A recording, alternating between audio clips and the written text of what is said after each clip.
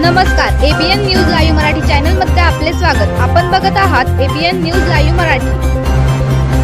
Nashik road Sinnar फाटा येथे शोएब मनियार यांच्यावर 8 ते 10 लोकांनी फिल्मी स्टाईलने केला प्राणघातक हल्ला. सुदैवाने शोएब मनियारचे वाचले प्राण.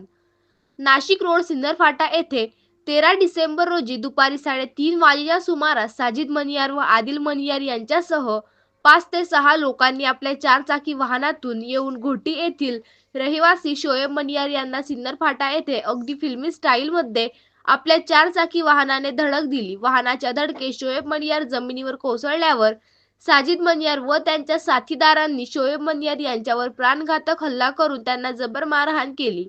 झालेल्या मारहाणीत शोएब मनियार यांना गंभीर दुखापत झाल्याने त्यांना नाशिक रोड येथील बिटको शासकीय रुग्णालयात उपचारार्थ दाखल करण्यात आले. मिळालेल्या माहितीनुसार शोएब मनियार यांना मारहाण झाल्याच्या घटनेला 3 दिवस झाले असून पोलीस प्रशासनाने कुठल्याही प्रकारची दखल घेतली नसल्याने शोएब मनियार यांच्या नातेवाईकांनी संताप व्यक्त करीत शोएब मनियार यांच्यावर प्राणघातक हल्ला करणाऱ्यांवर कठोर कारवाई करण्यात यावी अशी मागणी केलेली आहे. प्रतिनिधी सुभाष मोरे, नाशिक रोड.